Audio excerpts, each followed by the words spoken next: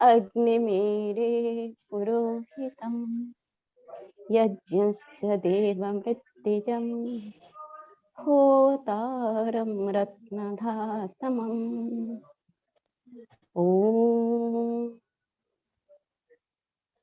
अग्निपूर्वेभिः ऋषिभिः प्रीत्यो नूतनैरुतः सदेव इह वक्ष्यते। ओम शांति शांति शांति। अग्नि सूक्त था ना जी? हाँ, बहुत बहुत धन्यवाद। चलिए प्रारंभ करते हैं। आपको फिर से जन्म दिवस की बहुत बहुत शुभकामनाएं। चलिए प्रारंभ करते हैं।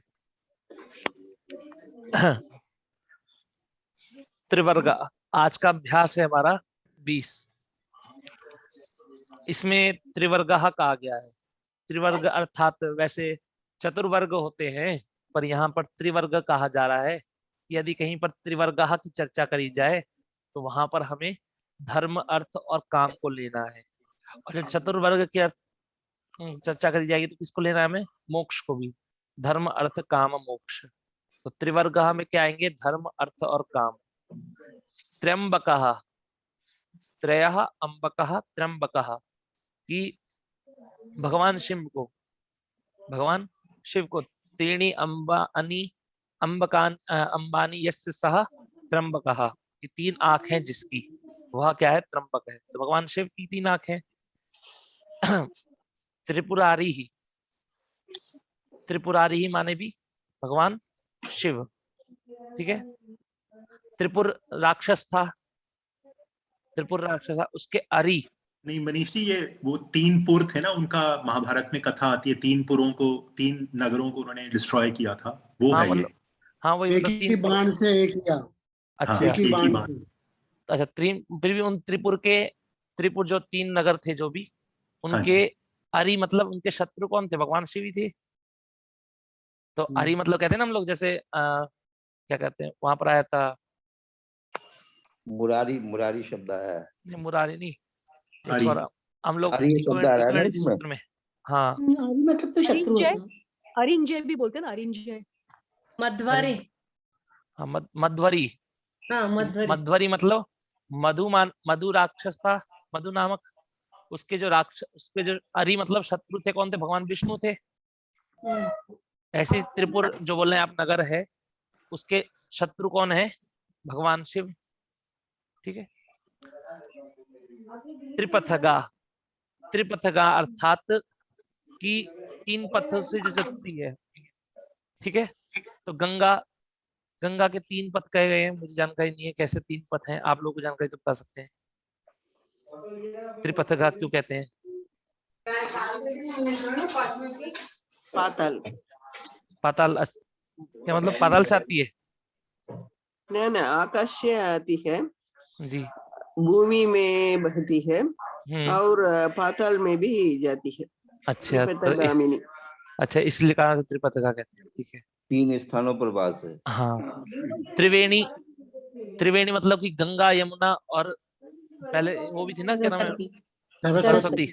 तो अब तो सरस्वती मिलती नहीं है, कहते हैं नीचे नीचे से जाती हैं वो, जी है ना। तो अब त्रिवेणी मतलब कि गंगा यमुना का संगम स्थान, उसको त्रिवेणी कहते हैं।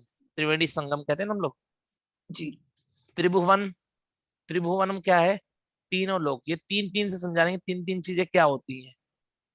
तो ये उस प्रकार बताया। त्रिभुवन माने तीनों लोक। अब यहां से शब्द रूप प्रारंभ हो गया आपके।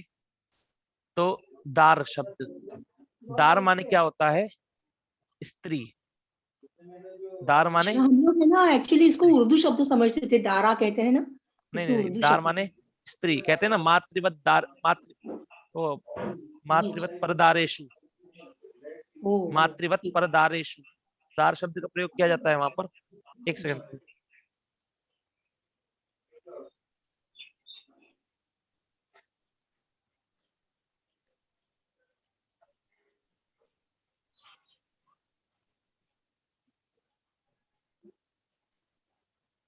चलिए, वही थोड़ा आज पेपर भी चल रहा है ना। चाहिए था स्त्री के बजाय, मतलब क्लियर करने के लिए।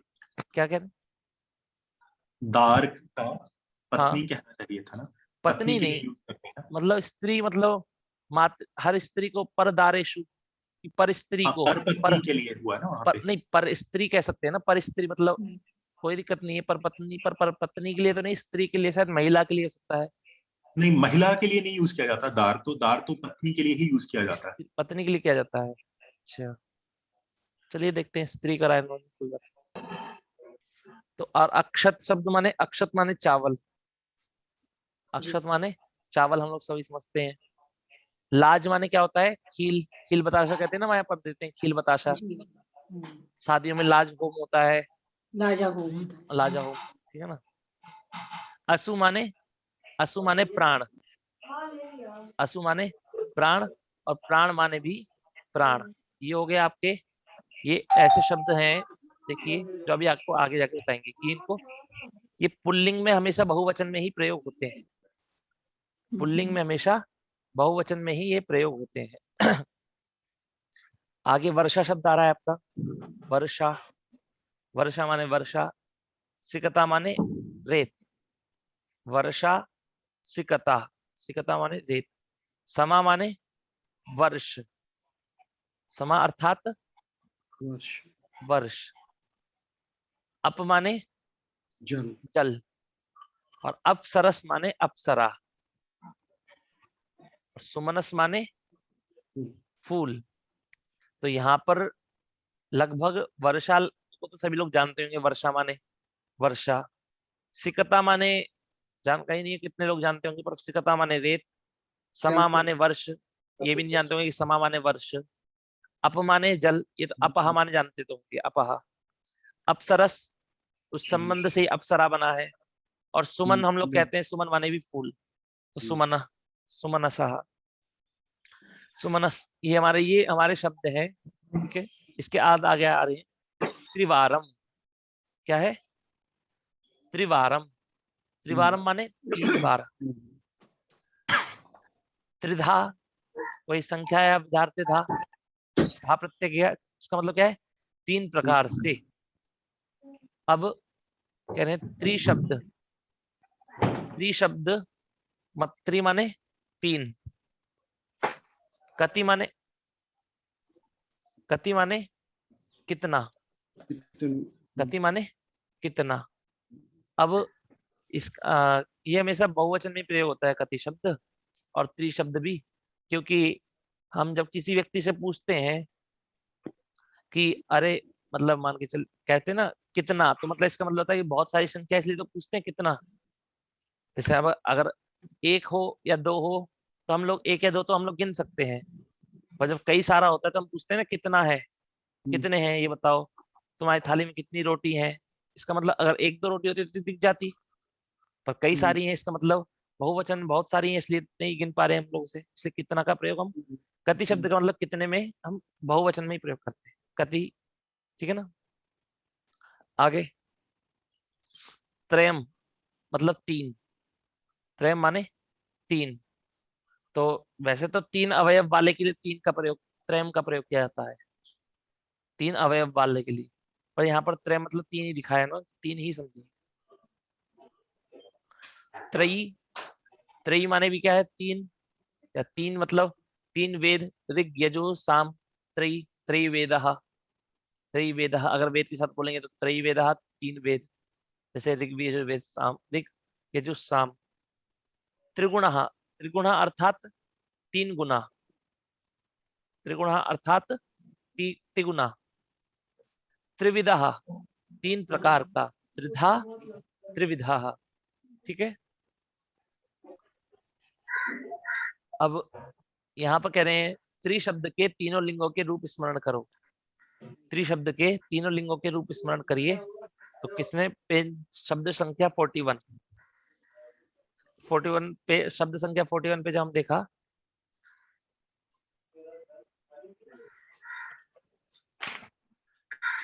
तो पुल्लिंग में त्रयः, त्रीन्, त्रिभिः, त्रिभ्यः, त्रिभ्यः, त्रयाणाम, त्रिषु। जैसे हरि, हरि, हरयः, हरयः बनता है कि नहीं बनता है, त्रयः, हरिम हरि हरीन, हरिणा हरिभ्याम हरिभिः, हरये हरिभ्याम हरिभ्यः, हरेः हरिभ्याम हरिभ्यः, हरेः हरयोः हरीणाम, यहाँ हरिणाम था, यहाँ त्रयाणाम बना है, हरि हरि हरयोः हरिषु। तो इसी प्रकार जैसे हरि के रूप चलते हैं लगभग, त्रयः के रूप भी वैसे ही चलते हैं, बिल्कुल आपको हमेशा बहुवचन में ही चलेंगे। इसलिए कह रहे त्रयः त्रीन त्रिभिः त्रिभ्यः त्रिभ्यः त्रयाणाम त्रिषु। जब ये पुल्लिंग में जाएंगे, नपुंसक लिंग में जाएंगे, तो त्रीणी त्रीणी त्रीणी त्रीणी, और बाद में त्रिभिः त्रिभ्यः त्रिभ्यः त्रयाणाम त्रिषु। तो पुल्लिंग और नपुंसक लिंग के लगभग सेम ही है आपके, पुल्लिंग और नपुंसक लिंग के लगभग आपके सेम ही है। पर लेकिन जब हम लोग प्रथमा और द्वितीय में थोड़ा चेंज हो जाएगा। प्रथमा और द्वितीय में त्रयः त्रीन और त्रीणि त्रीणि, जैसे फलम फले फलानी, ऐसे यहाँ पर त्रीणि तो कोई दिक्कत नहीं है त्रीणि, पर त्रयः और तीन त्रीन को याद रखिएगा, ठीक है।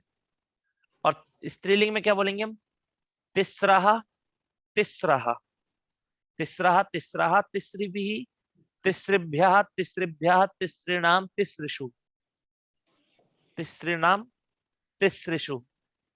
तो ये आपके तीसरी तीन के स्त्रीलिंग में हो गए। तो फिर से एक बार, त्रयः त्रीन त्रीणि त्रीणि तिस्रः तिस्रः, और दोनों ये त्रिभिः त्रिभिः में बोलेंगे त्रिस्रिभिः तिस्रिभ्यः। तो याद रखिएगा कि तीसरी शब्द का प्रयोग करना है आपको। स्त्रीलिंग में किसका प्रयोग करना है? तीसरी का, ठीक है ना। तीसरी से तिस्रः तिस्रः तिस्रिभिः तिस्रिभ्यः तिस्रिभ्यः तिस्रीणाम तिस्रिषु, सीधा आपको जल्दी आएगा। फिर तीसरी का प्रयोग करेंगे। चलिए, वो स्त्रीलिंग का इसलिए तिस्त्र स्त्र दिया है ना, स्त्रीलिंग का स्त्र है ना उसमें। नहीं वो स्त्रीलिंग का स्त्र थोड़ी ना है। हाँ साहब, तीसरा ऐसा कुछ थोड़ी ना, कहीं स्त्रीलिंग होता है तो स्रा आ जाता है। नहीं हमेशा नहीं, लेकिन तीन इसमें वैसे याद रखने को इजी जाएगा। हाँ वैसे आपको याद रखना, किसी प्रकार से रखिए। अगर आप सबके सामने कहेंगी तो फिर वो हो जाएगा, सब लोग समझ लेंगे, ठीक है। सेव, अब ये विधिलिंग का प्रयोग करा रहे हैं।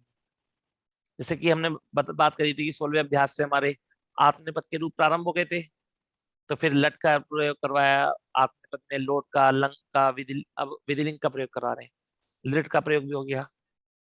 तो क्या है? सेवेता सेवेयाताम सेवेरन सेवेथाः सेवेयाथाम सेवेध्वम सेवेया सेवे वही सेवे मही। अब यहाँ देखिए, यहाँ पर एता प्रयोग किया गया है, एता। अब ये एता कैसे बना, ये बता सकते हैं कोई? गोल करके बना है। मूल प्रत्यय क्या है यहाँ पर?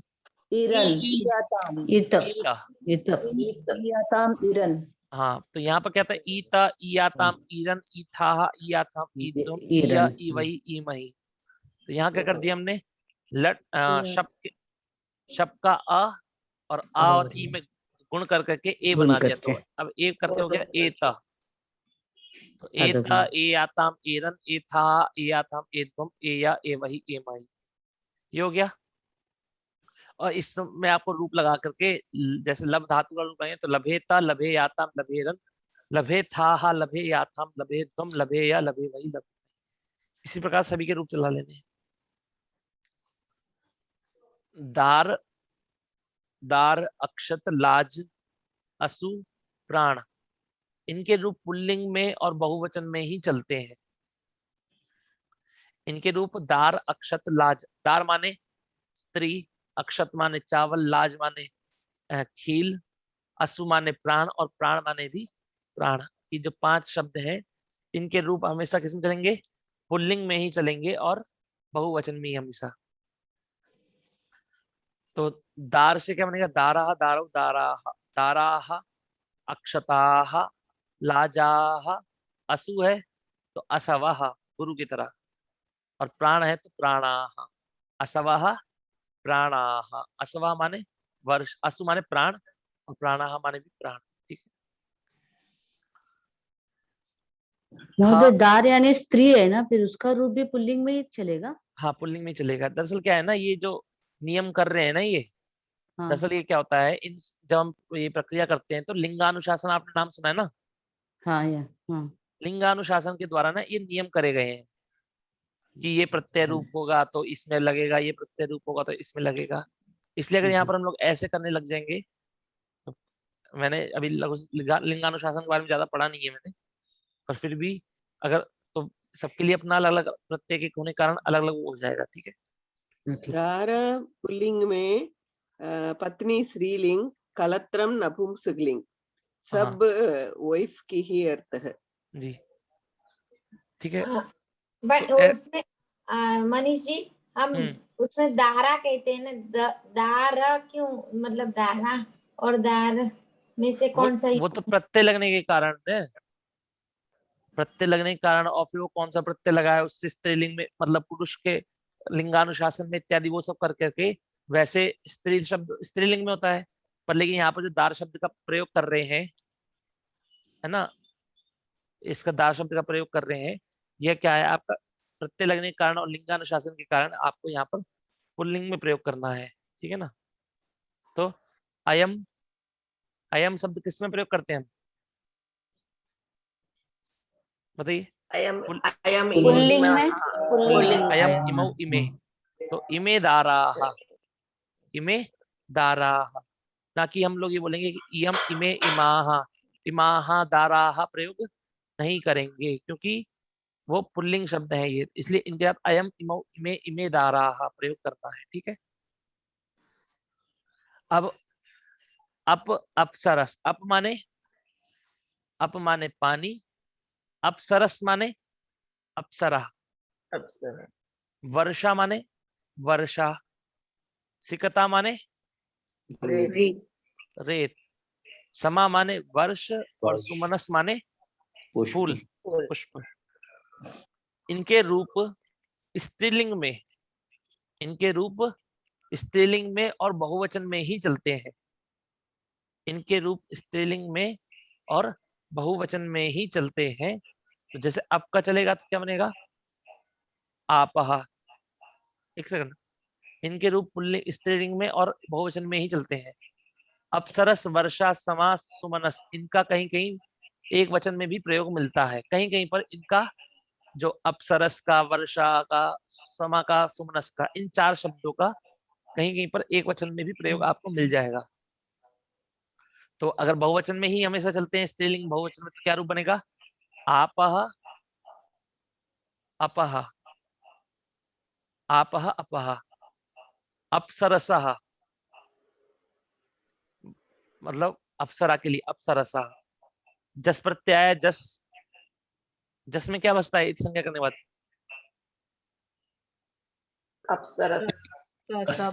अस बसता है, तो अप्सरस प्लस अस अप्सरसः बन गया।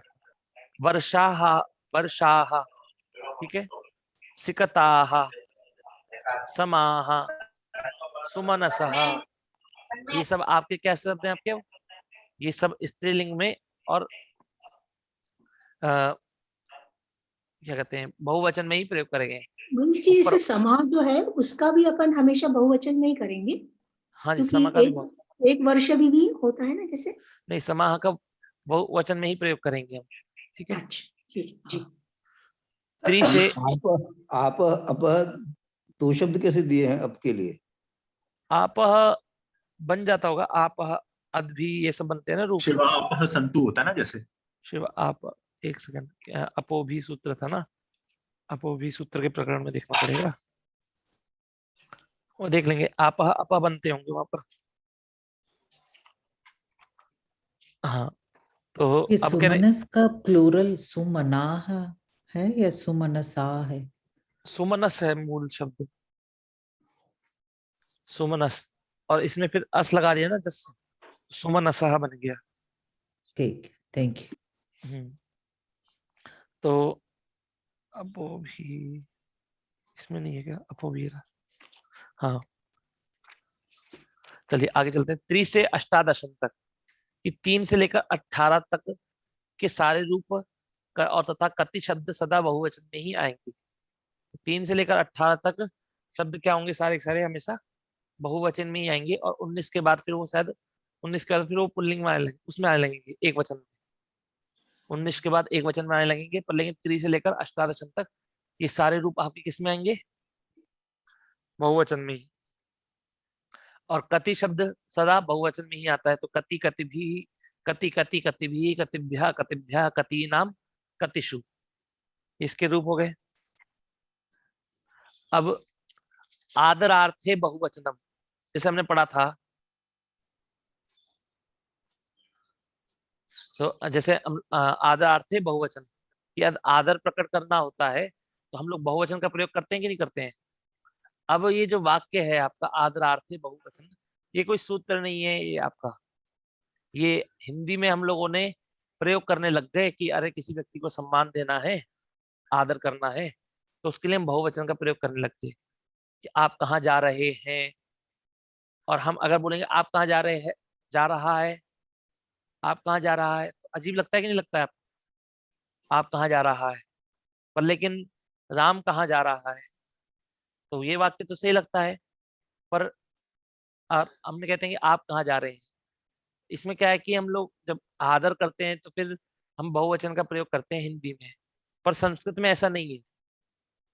संस्कृत में ऐसा नहीं है कि हम मतलब आदर कर, पहले नहीं था ऐसा कि हम किसी को आदर करने के लिए हमें मतलब बहुवचन का प्रयोग ऐसे करते हैं। पर लेकिन अब क्या है कि जैसा मैंने गुरुजी लोगों से पढ़ा है, तो कि हिंदी के प्रयोग से के कारण कि हिंदी का प्रयोग है आदर करते करते उन्होंने बहुवचन का संस्कृत में भी प्रयोग करने लग गए।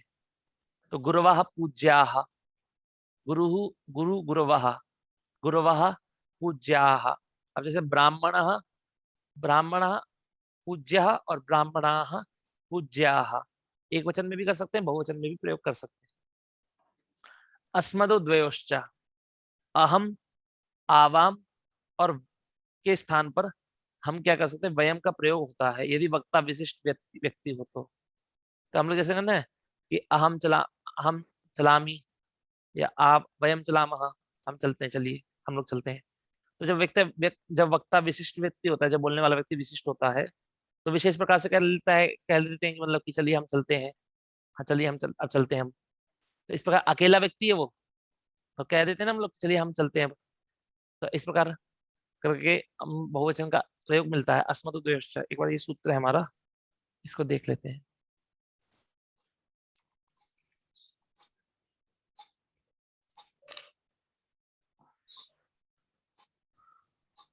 भरत महोदय है क्या?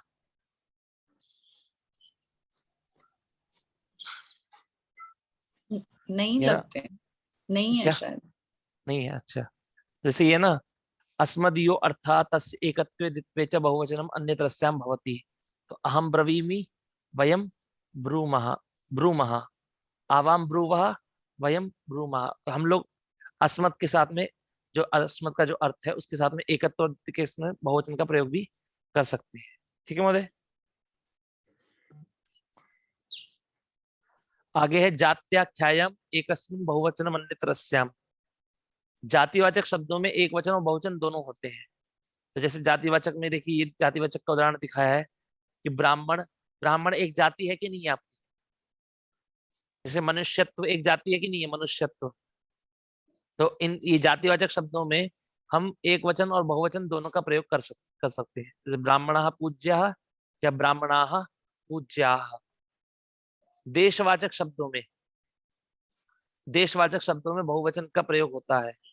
नगर, देशवाचक और नगर का नाम या देश अंत में हो होने पर एक वचन होगा। जैसे अहम अंगान, ये अंग क्या है, ये अंग एक देश का नाम है। अंग था कि नहीं था, अंग एक देश का नाम है। अंगान, बंगान, कलिंगान, विदर्भान, गौडान व अगच्छम, ये देशों के नाम है। देशों के नाम के साथ में क्या है कि देशों के नाम में हमें बहुवचन का प्रयोग करना है, अंगान, बंगान। पर लेकिन यदि हम किसी नगर का नाम बोलते हैं, हम किसी अगर नगर का नाम बोलते हैं, तो उसके साथ में क्या होगा, नगर के नाम के साथ में एक वचन आएगा। देश के नाम के साथ में बहुवचन और नगर के नाम के साथ में एक वचन। और क्या कह रहे हैं साथ में, और यदि देश शब्द जुड़ा होगा, जैसे अंग है, अंग में आपने अंगान प्रयोग किया बहुवचन में, पर यदि अंग के साथ में हमने कह दिया कि अंग देशम, बंग देशम, कलिंग देशम, विदर्भ देशम, तो यदि हम क्या कर देंगे, अगर हम उसमें देश शब्द जोड़ देंगे, अगर देश शब्द अंत में होगा तो फिर उसका एक वचन में ही हमको प्रयोग करना है। ठीक है, अंग देशम व अगच्छम। खरीचा, झलो को चर होता है, ये तो आप लोग जानते हैं इस खरीचा सूत्र कि झल को चर होता है, उसी वर्ग का प्रथम अक्षर होता है, बाद में खर हो, खर मतलब प्रथम द्वितीय शशसा हो, जैसे सदकारः सत्कारः, उद्पन्नः उत्पन्नः। ठीक है महोदय, चलिए तो ये सबने पढ़ा हुआ है आपसे। चलिए आज का इतने रखते हैं इसमें। तो आप लोग 3 शब्द के रूप याद करके आइएगा, और जितने भी आपने आत्मनेपथ्य अभी तक पढ़े हैं उन सभी शब्दों को इसमें ये विधिलिंग में प्रयोग करिएगा। ठीक है, और थोड़ा थोड़ा ध्यान दीजिएगा, धीरे धीरे करके इसका अभ्यास हो जाएगा। दार, अक्षत, लाज, इन सबका पुल्लिंग में, ये इसका पुल्लिंग में करना है, इनका स्त्रीलिंग में करना है। 3 से लेकर 18 तक इसमें होंगे बहुवचन में, आदरार्थ में बहुवचन होगा, और यदि अस्मद और द्वेष की जगह हम आरामम के साथ में वयम का प्रयोग भी कर सकते हैं, और जातिवाचक के साथ में भी हम बहुवचन और एक वचन कर सकते हैं। और देशवाचक शब्दों में आपको बहुवचन का, पर यदि नगरवाचक होगा और देश शब्द अंत में जुड़ा होगा तो एक वचन का प्रयोग होगा। इन सब चीजों को एक बार पढ़ के आइए। ठीक है, ये लिंग और वचन संबंधी जो नियम है, ये क्या लिंगानुशासन में मिलते हैं ज्यादातर? हाँ लिंगानुशासन में मिल जाते हैं। जी जी।